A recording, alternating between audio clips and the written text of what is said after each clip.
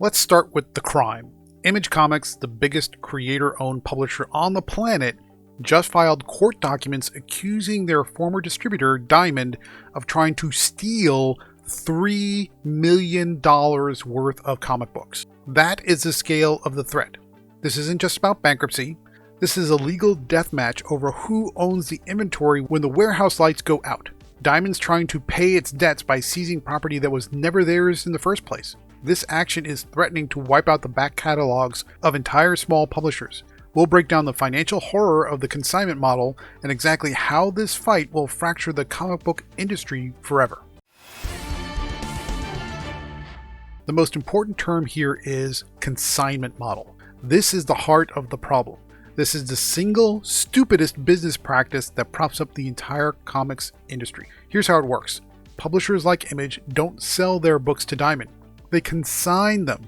It means the books are sent to Diamond's warehouse, but the publisher retains legal ownership until a retailer actually buys the book. Diamond is just a middleman, a warehouse broker. It's a system designed to protect publishers from upfront risk. But when Diamond filed for Chapter 11 in the beginning of 2025, they tried to convince the court that those consigned books they never paid for, somehow became their property to liquidate for cash. That's not a legal gray area. That's just an outright lie. And Image is calling them out on their nonsense. As a result, you're going to get problems between Image and Diamond, and this also applies to other publishers as well, a lot of the smaller ones. Plus, you see downstream effects to your local comic shop and to you directly as the reader. Books are delayed, sometimes they don't come out at all. Things that you may have ordered in advance, pre-ordered, things you may have ordered online, don't even show up. This is the net result of the old saying, you don't put all your eggs in one basket. Because when the person who's carrying that basket decides to turn tail and run, you're stuck with nothing. Let's break down some of the details on this problem and why this is becoming an increasingly urgent issue. Diamond's legal tactic is to claim all warehouse inventory, consigned or not, is part of the bankruptcy estate. In other words, it's theirs. A move that bypasses publisher property rights. And unfortunately, because they've made this move, what they've basically said is we're going to prioritize our survival and going to do whatever we have to do to make sure Diamond stays a viable entity. And if that means we have to betray and backstab the publishers who have kept us in business for decades now at this point, we're going to do it. Now, as you can imagine, most of the publishers who are caught up in this wake of Diamond's, shall we call it, betrayal, are not too happy about it. This liquidation attempt is effectively an overnight seizure of Image's property. So we're going to focus on Image Comics, which is vital inventory for their future sales. So if you're talking about comics like Spawn, anything that's coming out of Ghost Machine, like Rook Exodus, like Hyde Street, if you're talking about anything that might be coming out of the Energon universe, like Transformers and G.I. Joe, all of those properties are getting swept up in this nonsense, at least everything that was swept up from Diamond when they were still a viable distributor before they declared bankruptcy. It's a big old mess, and it affects some of the top-rated comics that are in the market today. This action is the ultimate proof that the entire direct market infrastructure was built on a dangerously weak financial foundation, leaving publishers defenseless. Going back to the prior comment, yeah, Diamond was the basket that everyone was putting their eggs in. And that is the risk that you face when you allow a company to become a monopoly and a single point of failure in the entire structure of how the industry is built. That never should have been allowed to happen. But unfortunately, here we are. And then when Diamond's company goes under, at least into bankruptcy, due to mismanagement, due to poor financial handling, due to a lot of mistakes, a lot of missteps, and to be frank, a lot of greed and selfishness and thoughtlessness, this is where the industry now has to deal with the fallout from making those poor decisions. Now, we've been focusing on Image for the first part of this story, but unfortunately the downstream effects affect a lot of the smaller publishers even more severely. Mid-sized presses like Humanoids, for example, have already declared Chapter 7 bankruptcy, which means they're not trying to restructure their finances, they're just closing up shop wholesale. That shows that this consignment grab threatens immediate annihilation for smaller entities with less cash than Image. If you're a small publisher and you're living month to month just on the meager sales that you're getting because maybe your titles are niche, maybe you work in a niche genre like science fiction or horror, or maybe you are in a smaller market like Europe, as an example, compared to the United States up against DC and Marvel, you have to fight and scratch and scramble for every sale and every dollar.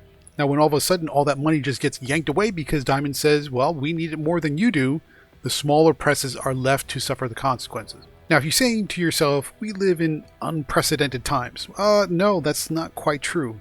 A lot of what's happening here mirrors the 1990s distribution wars, where the collapse of one distributor, in that case Capital, took down dozens of smaller publishers who lost everything. Now, if you're not old enough to be around during the 1990s to witness how that shaked out, it was kind of a weird time because you had these big booming announcements and things that were coming out, like primarily from Image Comics, when a lot of the creators that were in Marvel decided to create Image actually and start their own lines that got a lot of people hyped, that got a lot of people excited. There was buzz, there was anticipation, there was energy around it, which was great. But at the same time, a lot of the gimmicks kind of fell flat pretty quickly, like variant covers, like lenticular covers, blind bags, which have somehow made a resurgence lately, and all those things that created a big shift in getting excited for the potential of new universes and new characters, but it was offset by gimmicky things that really fell flat very quickly because it just wound up in having comics that were stuffed in a backbin. And then now when you had companies like Capital going under and Marvel buying Heroes World, as an example, what they did is they cleared the deck for Diamond to take over as the sole distributor. And in retrospect, that turned out to be a huge mistake. So the true friction is that Diamond is prioritizing its own creditors over the very content creators that gave it value. So here we are decades later, and Diamond is basically saying, I don't care about everybody who got us to this place. We're going to do what we have to do to survive. And this guarantees an immediate mass exodus to competitors like Lunar and Penguin Random House. We saw that start in the middle of the pandemic when DC decided to drop Diamond in favor of Lunar, and that trend has continued. Pretty much nobody's left at Diamond, or at least no publisher of any size that's notable is still left at Diamond. Their deceitful, backstabbing ways have driven every publisher away that can afford it. Before we keep going, I just have a quick favor to ask. The market is clearly shifting. You need to know which publishers are fighting this legal chaos and which ones are already gone and which ones are hanging on by their fingernails. It's a battle for financial survival, and the lines are being drawn right now. If you want the sharpest analysis on which comic companies are actually solvent and which are just waiting for the next distributor to collapse, you need the Comical Opinions newsletter. We cut through the fan hype and tell you where the money is really moving. The link is in the description. Please click on it, subscribe, and we'll see you every week. Now, let's talk about the only way publishers can survive this mess. I think we can agree at this point that the consignment model is dead. Anybody who tries to re-engage with that model is just asking for trouble. Every publisher will immediately move to an outright sales model or simply flee to Lunar and PRH, which is Penguin Random House, even if it's more expensive. Why? Because they're seeing it in real time happening before them. Diamond is taking their stuff, they're not giving it back, and they intend to take the stuff that they don't own. They're taking inventory from the publishers like Image and anyone else that still has consignment with them and trying to sell it off and keep the money for themselves. Nobody in their right mind ethically thinks this is a good idea. So if you're a publisher and you're still banking on consignment models, you're just asking for trouble at this point, and maybe you shouldn't be in this business. Image's legal win will set the precedent, assuming they win, but the fear alone is not enough for the industry to abandon Diamond in totality, creating a distributed market. In other words, Diamond's distribution portion of their company has now been sold off to another buyer.